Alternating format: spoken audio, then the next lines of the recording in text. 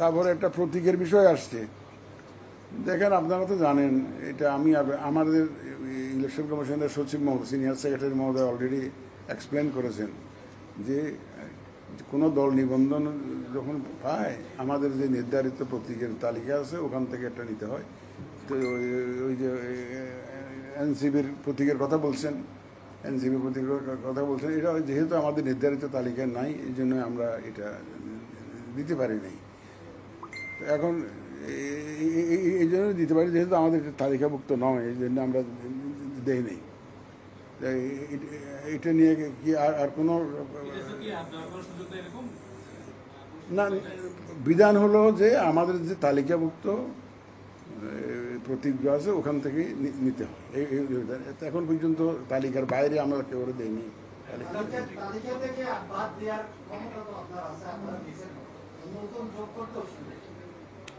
অসুবিধা তো নাই, অসুবিধা তো নাই। না, নির্বাচন কমিশন যে কোনো সময় প্রয়োজনে প্রতীকের সংখ্যা বাড়াইতে পারে, কমাইতে পারে। এটা আমাদের এটা 115টা তো ছিল না, 115টা তো আমরা করেছি, পরে করেছি। কারণ এখন হয়েছে কি, আমরা লোকাল গভর্নমেন্ট আর ন্যাশনাল গভর্নমেন্ট ইলেকশন এক করে ফেলেছি প্রতীকের লিস্টটা। তার জন্য আমাদের প্রতীকের সংখ্যা অনেক বেড়ে গেছে। তো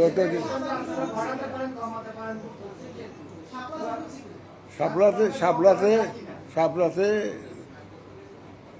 সেটা অফ হ্যান্ড কোনো জবাব আমি দিতে চাই না। এটা কমিশন নেওয়ার মতো, এটা ইনক্লুড করার জন্য কোনো সিদ্ধান্ত নেয় নাই।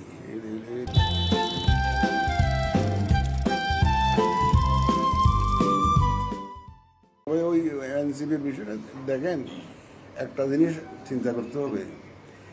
এটা আমার ফিলিংস, যেটা আমি আরো বেশ কয়েকবার বলেছি, এটা যারা এনসিপিতে নেতৃত্বে আছেন এখন, আমরা দেখি আর কি, বাহ্যত যারা দেখি বা আমাদের সাথে যারা মিটিং করতে আসেন, তারা কিন্তু 2024-এর আন্দোলনে অ্যাক্টিভলি পার্টিসিপেট করে ইনভলভ ছিলেন, এমন লোকজনই কিন্তু এই দলটা নেতৃত্ব দিচ্ছেন।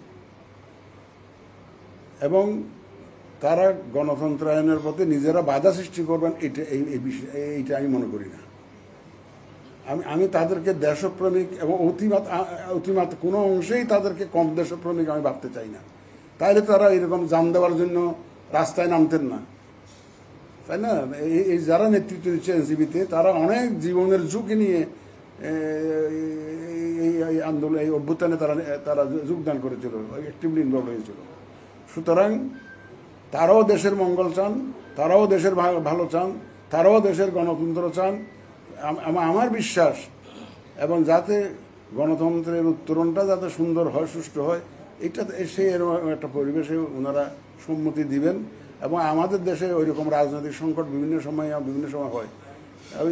রাজনীতিবিদদের একটা সুবিধা আছে কি, তারা there is no last word in politics একটা বলে ওটা পজিশনটা চেঞ্জ করতে পারে, যেটা আমরা পারি না। আমাদের তো আইন কানুন মেনে অনেক কিছু করতে হয়, অনেক সীমাবদ্ধতা আছে, কিন্তু ওনারা শাস্ত্রে আছে there is no last word in politics. তো সুতরাং এটা ওনারা তো বলতেই পারে, কিন্তু ওনারা, আমি তাদেরকে দেশপ্রেমিক হিসাবে জানি, দেশের মঙ্গল কামনাকারী হিসাবে জানি। এবং তারা দেখবেন যে তারা আমাদের সীমাবদ্ধতা সম্পর্কে ফুললি অ্যাওয়্যার, এবং দেখবেন যে একটা অবস্থানে আসবেন। তাতে আমি মনে করি না NCP will B A problem for transition two democracy.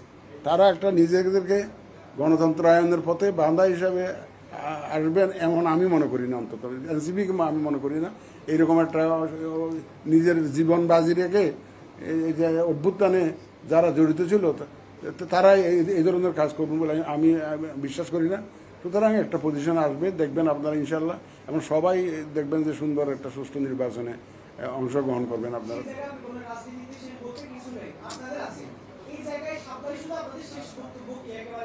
না, সেটা এখন আমি বলতে চাই না।